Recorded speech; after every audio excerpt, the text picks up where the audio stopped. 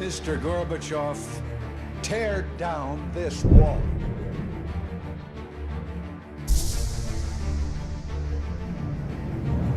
We are a nation in decline.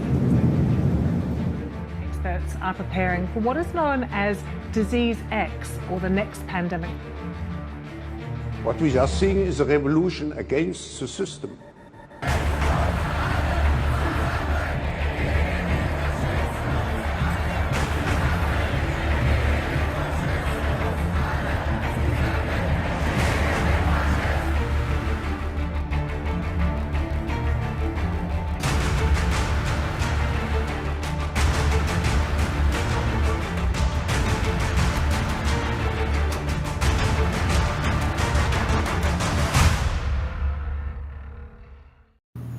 Good morning, everybody. Welcome to Rise and Grind with VinceTagliavia, live with you every Monday through Friday at 8:30 a.m. Pacific Time, 11:30 a.m. Eastern Time to talk about the news and events of the world. The last 24 hours has been absolutely wild and thick with events. I don't know if you've been able to keep up. I'm doing my best, but man, has a lot happened. Yesterday, we had the special counsel report where they confirmed, yes, Biden took documents. Yes, it's illegal, but no, he won't be charged because he's mentally unfit. I did a live report on that just after it was released yesterday. You may have caught that. Oh my gosh.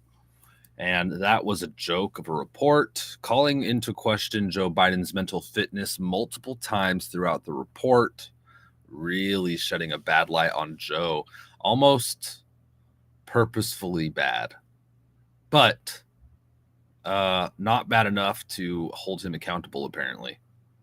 Good morning, everybody. Good to see you. Fucci, Christy, half the world.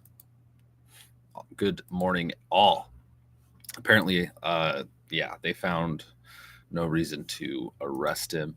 Then we had the Tucker Carlson Vladimir Putin interview, which aired, which was 2 hours long. The first 25 minutes or so was all about the history of Russia. A lot of memes are coming out. A lot of clips are coming out. It was a long, dry interview, especially the beginning. But there was a lot of information there, and it was an interesting thing nonetheless. Right now, today, it has over 100 million views just on Twitter alone. That's not including all the views that were garnered on tuckercarlson.com before it was released on x.com. So the largest interview in history. And then Biden had a unannounced press release last night. And everyone's like, oh my gosh, what could this be? An unannounced press release just coming up out of nowhere, where Biden comes out and makes a blundering fool of himself, turning the special counsel report from bad to worse. And it appears like they're trying to make him look horrible, or that he is just looks so horrible and they're so bad at their jobs that I can't see him staying. I mean, I really can't, especially for another term, let alone the rest of the year. So we'll see what happens, but we're going to review all of that occurred and look a little bit about what's going on today. And that's the plan for today. So just a little review. I was going to do live last night, but it was just, I was so exhausted. There's so much going on. I decided, you know what, let's just wait till the morning.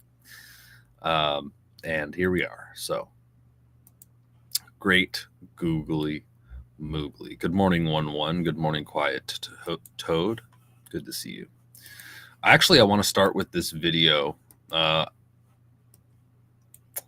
Tucker Carlson published, and it's him in his hotel room talking about the interview, and it's a few minutes long. It's from the Tucker Carlson network. You could find it on tuckercarlson.com or on his X account. But let's watch this and hear what Tucker has to say, his initial thoughts about the interview just after the interview when he returned to his hotel.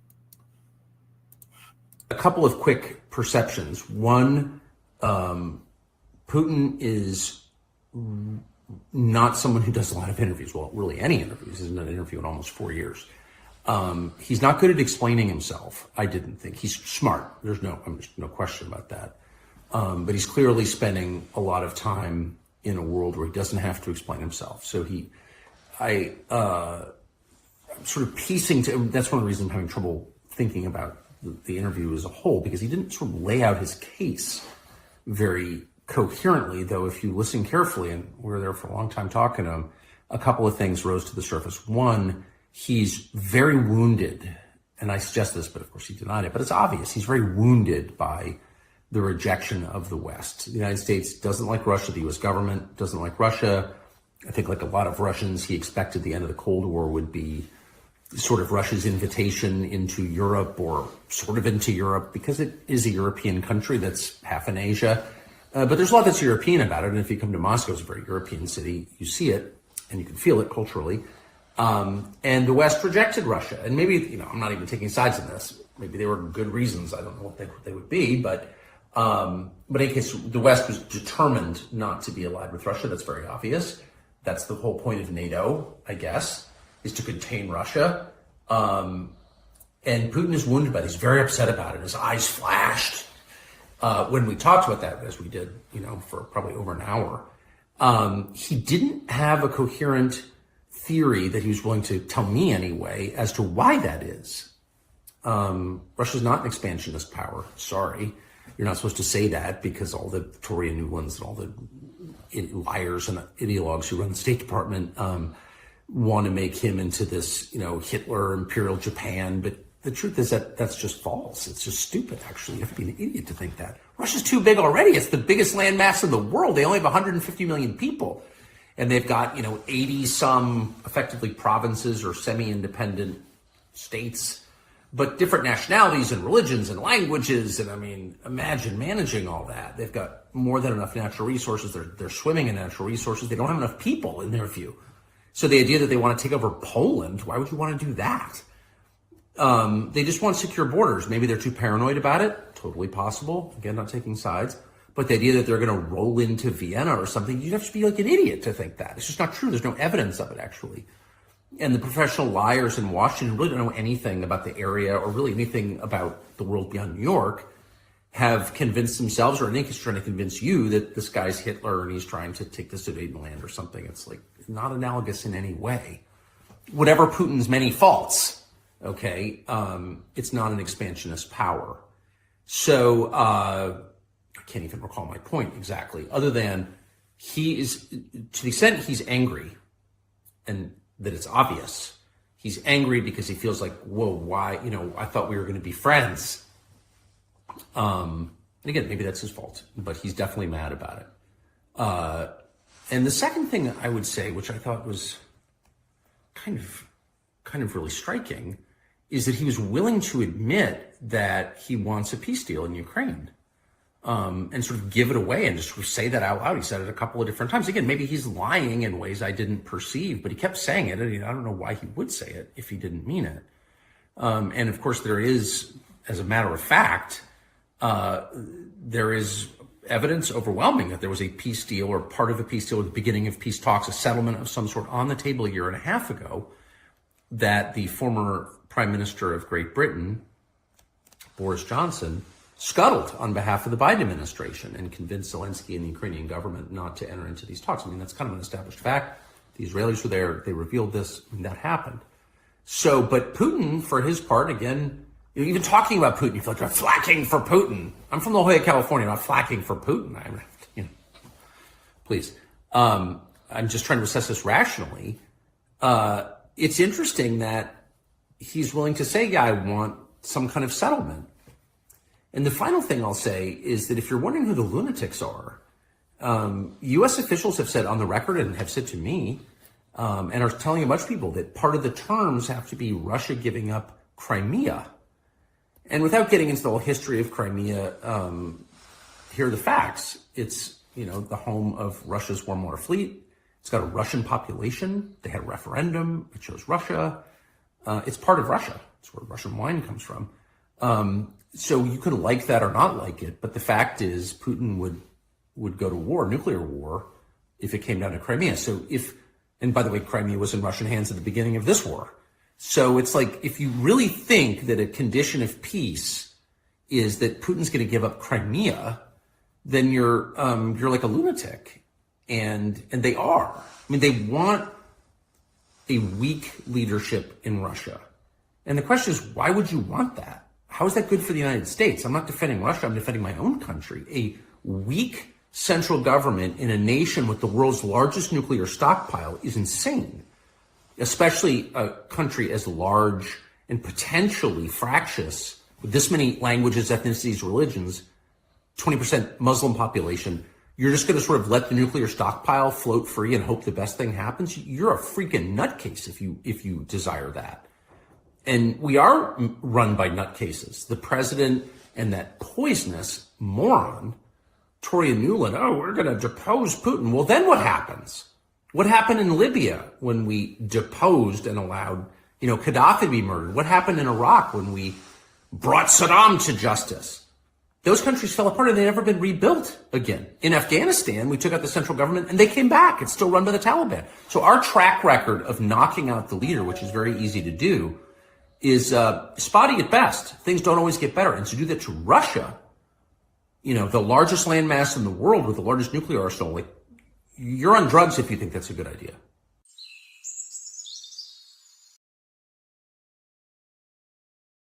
And thank you to Vigilant Fox for taking that and subtitling it and publishing it and outlining it. Tucker makes some very great points, and a lot of what we heard in the interview last night were things that a lot of us knew, but nonetheless, it was good to hear it from the horse's mouth, I suppose. Like Boris Johnson squashing the peace deals right in the beginning. We all knew that. But it's interesting. It's very, very interesting to see how this is unfolded and Putin's take on it, which seemed pretty true and reasonable, and it is what it is. Apparently the left is not happy. They are upset. They're a little upset about this interview. Of course, as you could expect, we're going to get all the fake news spins on all of it.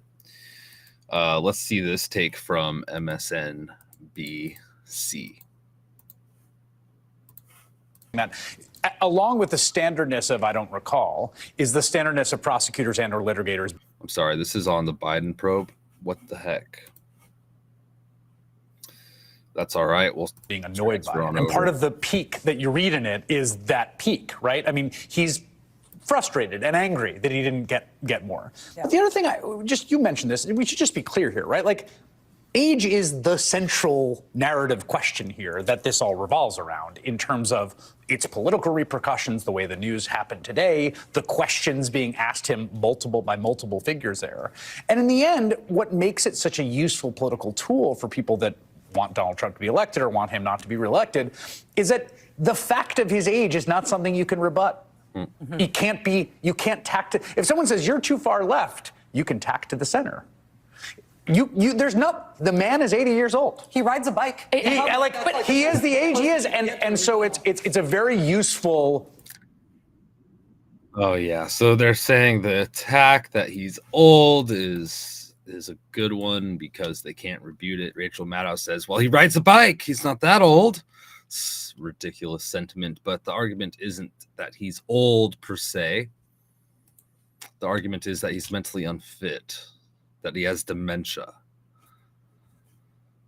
And we see even the mainstream kind of turning against Biden. Maybe that's the plan the whole time. It's hard to tell what the heck's going on, but I mean, they're starting to turn on him. He does not have the normal strength to go out there and campaign, to do rally after rally and conversation after conversation. And that's going to be difficult on the campaign trail. He does. That's CNN right there.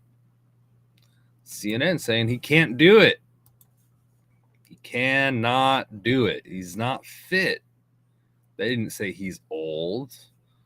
Yes, he is old, but some old people are capable of doing such a thing. I think Joe Biden is just he has dementia, I think.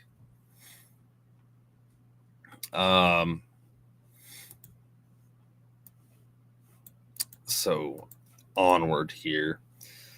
In Biden's presser, which people thought, is Joe Biden going to resign? What is going on? You know, everyone was waiting, and it turned out he was just talking. He was just talking about the special counsel report and talking about how the matter's closed, and he took some questions. Yeah, Lisa, thank you for the donation. How did that bike ride work out for you, Joe? Yeah, he rides a bike. He fell off his bike, if I recall, right? Good morning, Army Mom. Good to see you. Yeah, he did fall off that bike. So Biden came out with his presser. He confused Egypt and Mexico while assuring the nation he's mentally fit. It was a stunningly embarrassing bit of irony in the whole thing. The press release, the presser that the White House did, the emergency announcement and a little talk by Joe Biden totally backfired.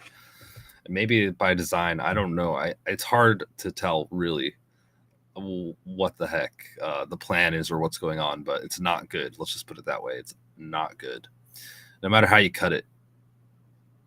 I mean, if a lot of people don't want to see Joe Biden as president because they believe he was that he stole the election, and there's a lot of evidence to support that. But now we're looking at the situation. If Biden's pushed out, what are we left with at that point? Kamala Harris becomes president. Am I right? Probably, huh? Most likely. There are some other ways this can unfold, but then we have Kamala Harris as the first female president in the United States. Where the hell has she been lately anyway? That's kind of odd that she's been outside the public view for such a long time.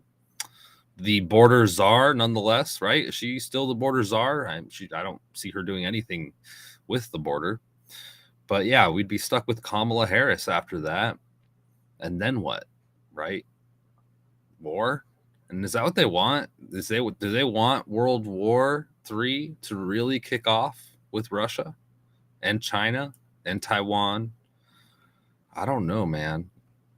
But either we're going to have peace or, which is on the table. Putin said it multiple times. Peace is on the table, always was. Or, yeah, peace or basically mutual destruction. Just the craziest wars that we've ever seen. And that's kind of where we're at. So Postmillennial reported that President Joe Biden announced an unscheduled remarks for Thursday evening at 7:45 Eastern. The president was characteristically late to his own impromptu briefing. His comments came after the Department of Justice released a report on Biden's handling of classified documents. At the outset of his remarks, Biden praised his own government for not bringing charges against him. Then he took issue with the comments made in the 380-page report from the special counsel Hur. He claimed that the questions he had trouble answering were due to the international events at the time, namely the conflict in Israel, which began with a massacre on October 7th carried out by Hamas. Basically, he said because, we have it here. Hold on. It says here, after getting through his remarks on the teleprompter, including reading, end of quote, he took journalists' questions. He blamed his staff for the boxes of classified documents in his garage, saying, I take full responsibility for not having seen exactly what my staff was doing. Boxes going in and out, things that appeared in my garage, things that came out of my home, things that were removed, not by me, but by my staff. Let's watch a clip here. I think it's crazy that he blamed his staff on this. If it'll, geez, here we go. Since the report was released about my willful retention of documents. These assertions are not only misleading, they're just plain wrong. On page 215, if you had a chance, I know it's a thick document.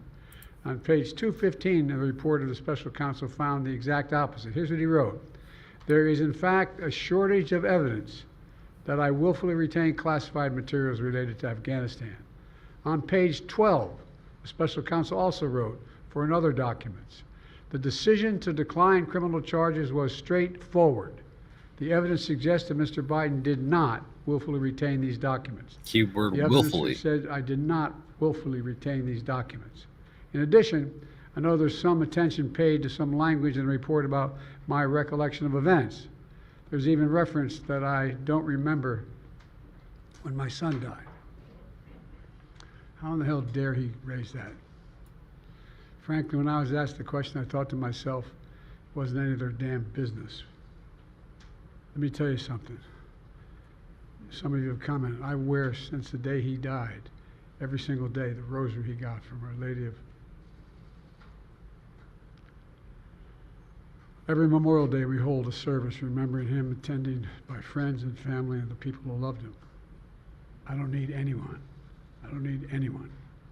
to remind me when he passed away or if he passed away. Simple truth is I sat for a 5-hour interview over 2 days of events going back 40 years. At the same time I was managing international crisis, their task was to make a decision about whether to move forward with charges in this case. That's their decision to make. That's the counsel's decision to make. That's his job. And they decided not to move forward. For any extraneous commentary, they don't know what they're talking about. It has no place in this report. The bottom line is the matter is now closed. I'm going to continue what I've always focused on, my job of being President of the United States of America. So someone said he sounded coherent. Some of that was coherent. And, you know, I'm not going to bash him about his son. The only thing I will say, he did get really angry at the mention of that, as he normally does, which is a symptom of sundowning, by the way, and dementia. However, it's understandable that he'd get upset about that. Today is Red Friday, as Army Mom mentioned, so we do take the time to remember all of the soldiers. That's for sure. So, yeah, Red Friday. Remember everybody deployed. So thank you, Army Mom, for the reminder. Appreciate it. But there's more. But wait, there's more. The briefing was more, this is written by the Post Millennial. They write that the briefing was more contentious than many the White House has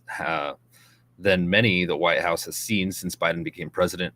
The president clearly gave the White House reporters an opening, and the question period became a feeding frenzy of reporters calling out questions over each other. Biden's main intention appeared to be to differentiate the case of his classified documents versus the case of Donald Trump's classified documents. Peter Doocy really got under his skin in this Q&A portion of the of the event last night with the White House. Let's see if it'll even pull up here. This was a show. So check this out. Coherent or not? Thank you, and I'll take some questions. President Biden, something the special counsel said in his report is that one of the reasons you were not charged is because, in his description, you are a well-meaning elderly man with a poor memory. I'm well-meaning, and I'm an elderly man, and I know what the hell I'm doing. I've been president. I put this country back on its feet. I don't need his recommendation. It's totally How bad is your memory, and can you continue as president? My memory is so bad I let you speak. That's Do you my feel your memory has gotten worse, Mr. No, President? look, my memory is not good. My memory is fine. My memory, take a look at what I've done since I become president. None of you thought I could pass any of the things I got passed. How'd that happen? You know, I guess I just forgot what was going on.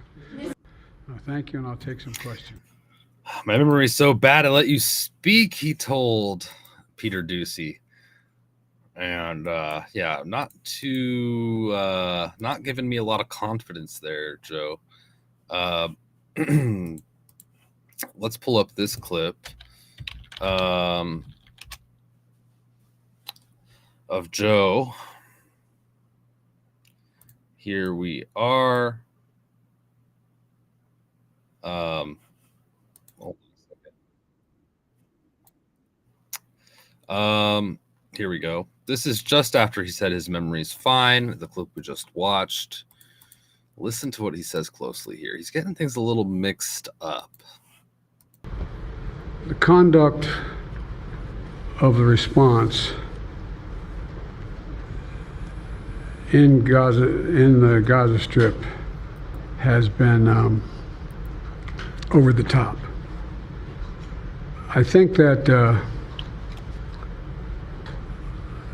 as you know, initially the president of Mexico, Sisi, did not want to open up the gate to allow humanitarian material to get in. I talked to him. I convinced him to open the gate.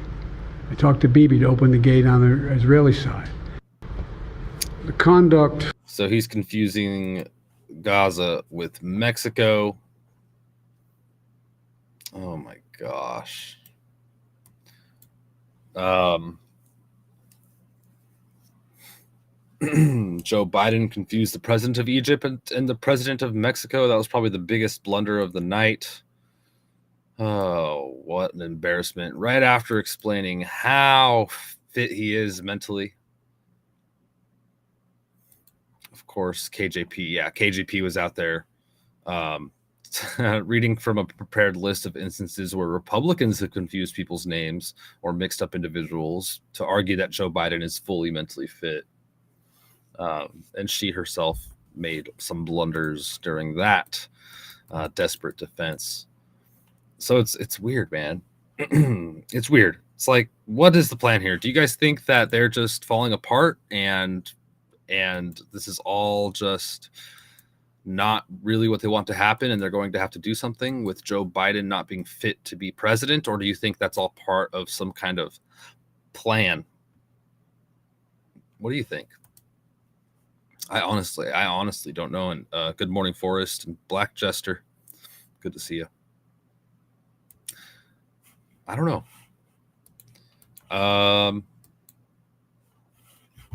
But there's so much out there on this. It's just overwhelming. Let's see here. I'm going to kind of scroll through. I don't want to get too far into the weeds, to be honest. Here's a little thing. I want to go back to the Putin interview, if we may. Here's a little breakdown of it, and I wanted to review it by Madam Punisher. Some interesting things that brought up during Putin's interview. Putin mentioned the Maidan Color Revolution of 2014, also known as the Revolution of Dignity or the Maidan protests. All right, 2014. What you probably didn't know is that this was funded by the American government through USAID. Okay. It was also funded by a gentleman by the name of Pierre Omidyar.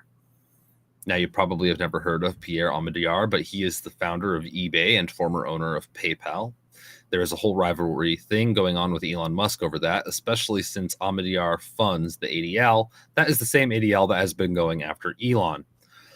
We're talking about the PayPal mafia here. This is Elon and the group of guys that founded PayPal back in the day and made fortunes. They're right. They're right. He also has been trying to ruin Elon's business by taking away advertisement money. There are other things involved, but that is for another thread. From USA Today, quote, Omidyar, along with the U.S. government, had bankrolled groups active in opposing the recently toppled government of Ukrainian President Viktor Yanukovych. Quote, Omidyar is also funding First Look Media, a budding media colossus, to the tune of $250 million. His marquee hire is Glenn Greenwald, a crusading left-of-center journalist who has been the leader in coverage of the revelations of former NSA contractor Edward Snowden. Quote, what all this adds up to is a journalistic conflict of interest of the worst kind.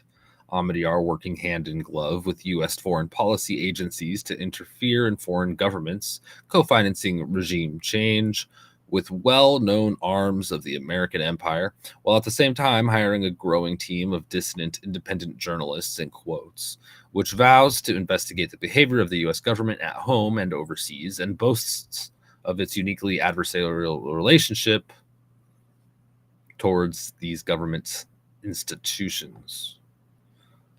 Madam Punisher writes, by the time that the maiden protest happened, billionaire Pierre Omidyar had visited with the Obama White House at least half a dozen times since 2009. During the same period, his wife, Pamela Omidyar, who leads Omidyar Network, had visited 1600 Pennsylvania Avenue at least 4 times. And they're just talking about the coup that went on and the corruption in our media, which is pretty interesting and a good thread here. I'm going to go ahead and retweet it if you want to find it and read the ending here. It goes on quite a while. So an interesting little bit of coverage, to say the least. Let me look here at my notes. What else? The pipeline, the media. Putin says our media is controlled by the CIA, essentially. He said that the CIA was probably involved with blowing up the Nord Stream pipeline. He actually jokingly blamed Tucker for it. And Tucker said, "Oh, I was busy that day." Jokingly. Oh, by the way, President Trump had a huge victory yesterday.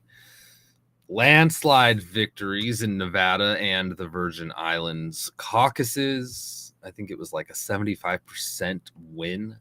They say that Trump is unbeatable, just absolutely killing it. And this is huge news, by the way, but with the news cycle, it was largely left in the dark. So here we have Trump.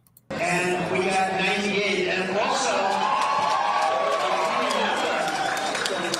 and last night, you know what happened last night? None of the above.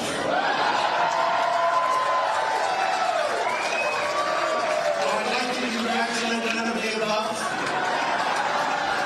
I was one of those none of ever above. I was one of them. No, I watched that last night, and they won by 44 points.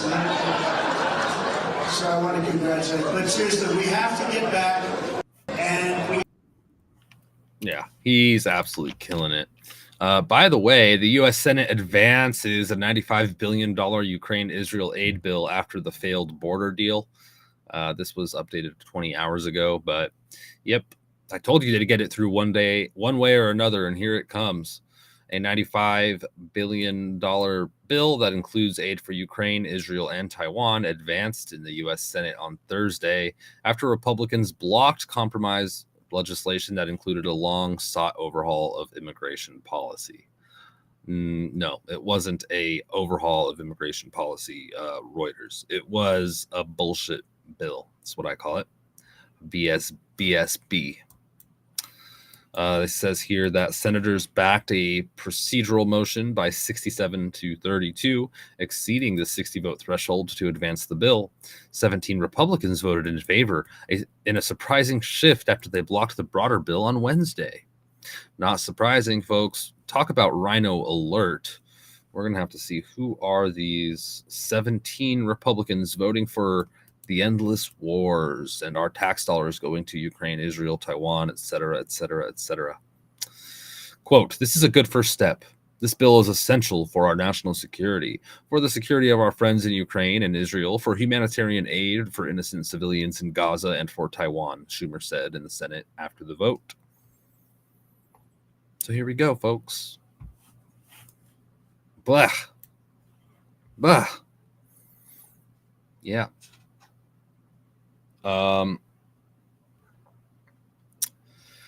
Onward. I'm just looking through my notes here.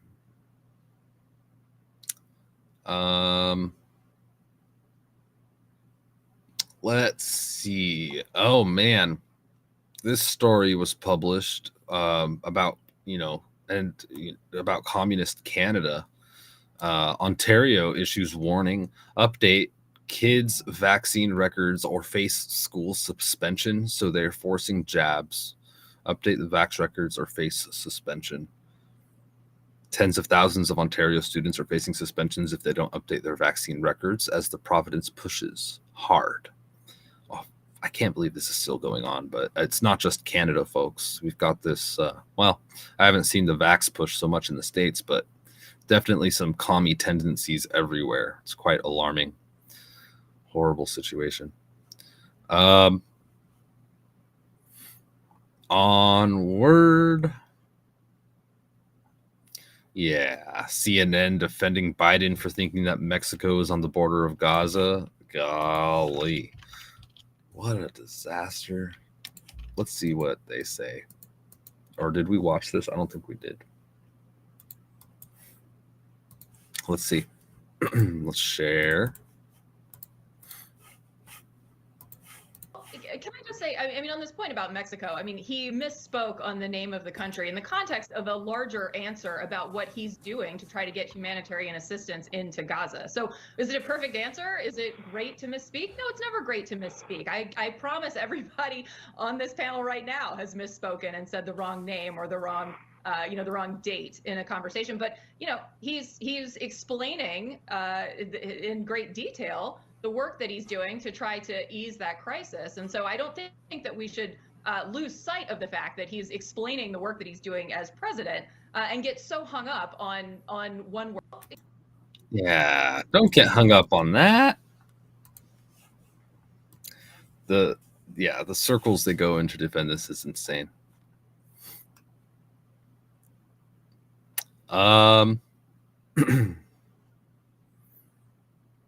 Yeah, Putin talked a lot about Nazi ideology living on and that denazification is not done. He calls out Zelensky, obviously, and he also calls out the Canadian Parliament.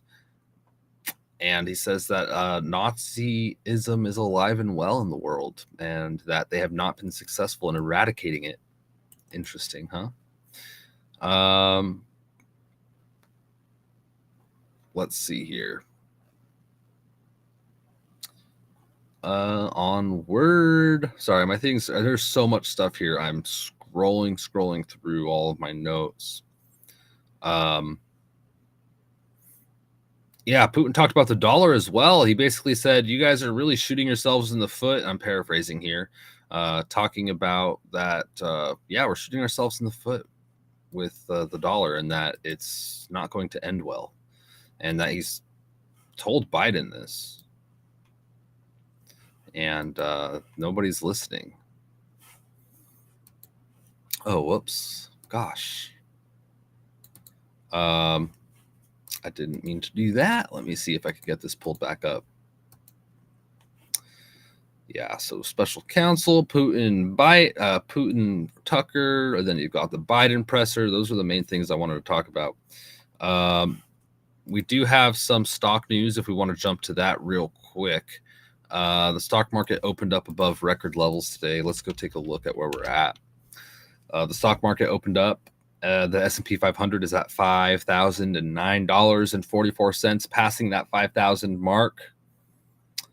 And gold is down $2,035. Silver $22.50. Bitcoin skyrocketed past 47,000 as well. It's now sitting at $47,294.06. Crazy thing, man. The markets, I don't know how they're doing it. China's property crisis is starting to ripple across the world.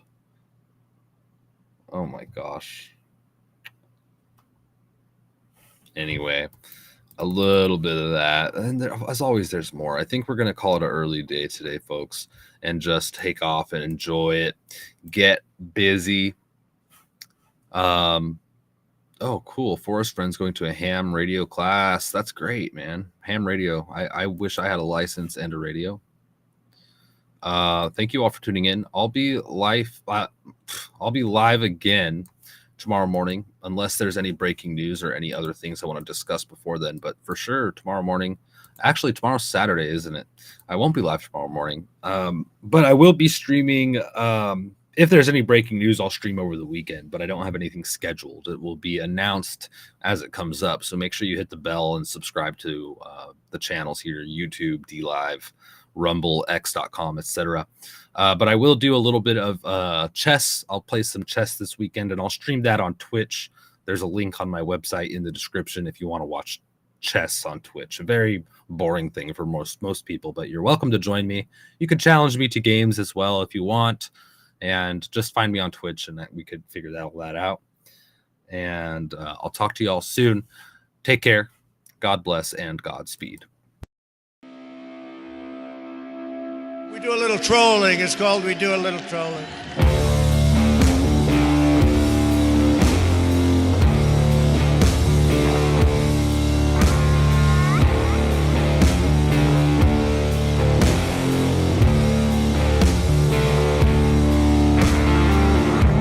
...2024 may be the year of a black swan event.